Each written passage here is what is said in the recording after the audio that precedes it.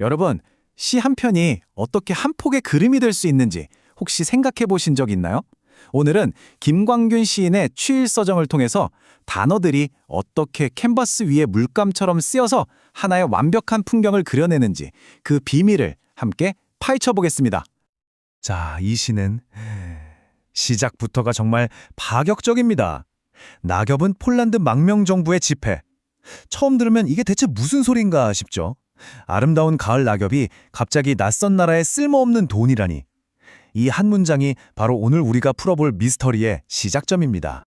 네, 바로 이 질문이죠. 아니, 왜 많고 많은 것 중에 하필이면 폴란드 망명정부의 집회였을까요? 얼핏 보기엔 전혀 상관없어 보이는데 말이죠. 하지만 이 기이한 비유 속에 숨겨진 의미를 따라가다 보면 시 전체를 꿰뚫는 아주 깊은 감정과 만나게 될 겁니다. 자, 그 비밀을 푸는 첫 번째 열쇠는요, 바로 시인의 스타일을 이해하는 겁니다. 김광균 시인은 말로 그림을 그리는 화가라고 불렸거든요. 그럼 그의 시 세계로 한번 들어가 보시죠. 김광균 시에는 이미지즘이라는 기법을 썼는데요. 이게 뭐냐면요, 쉽게 말해서 나 슬퍼요, 외로워요 이렇게 직접 말하는 게 아니에요. 대신에 슬프고 외로운 느낌을 주는 그림을 단어로 척 하고 보여주는 거죠. 그럼 우리가 그 그림을 보고 아, 이런 감정이구나 하고 직접 느끼게 만드는 방식입니다. 정말 눈에 보이듯이 생생하게요.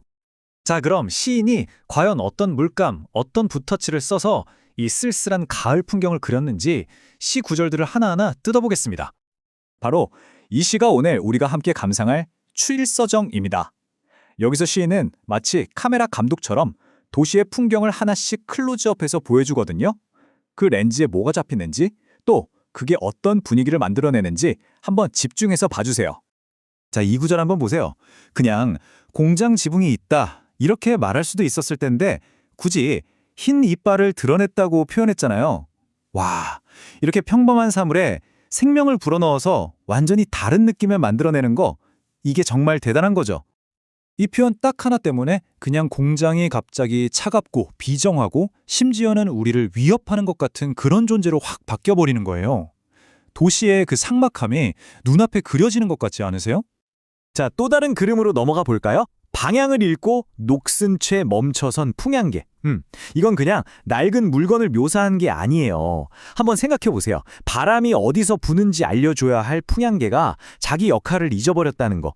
이건 어쩌면 나아갈 길을 잃어버린 그 시대, 그리고 그 시대를 살아가던 지식인들의 혼란스러운 마음을 이 작은 풍향계 하나에 압축해서 보여주는 아주 강력한 상징인 거죠.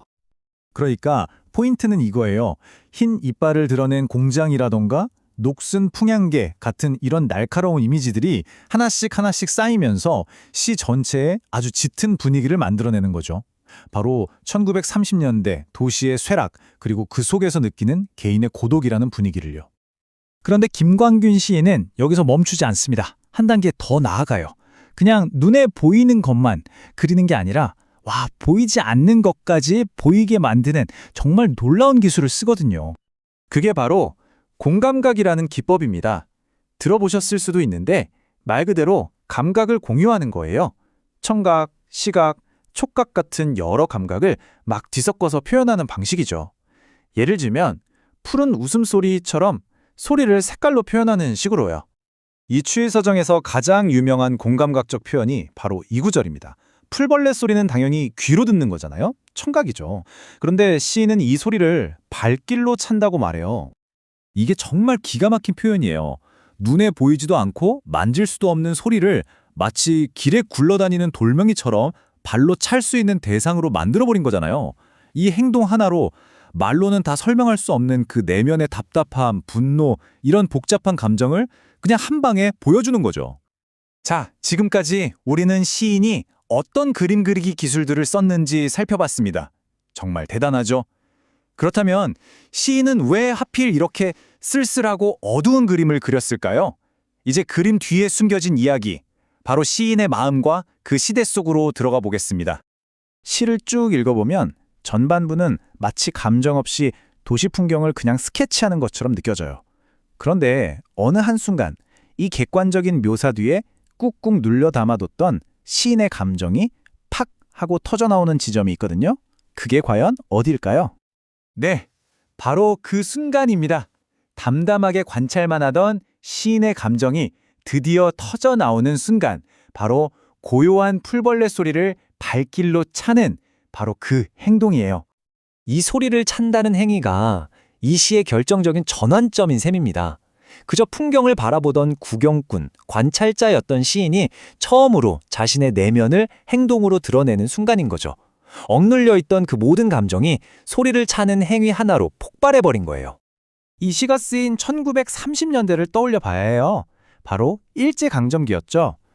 나라를 잃은 그 시대의 지식인들은 이 아름다운 가을 풍경 속에서도 사실은 깊은 무력감과 슬픔을 느꼈을 거예요.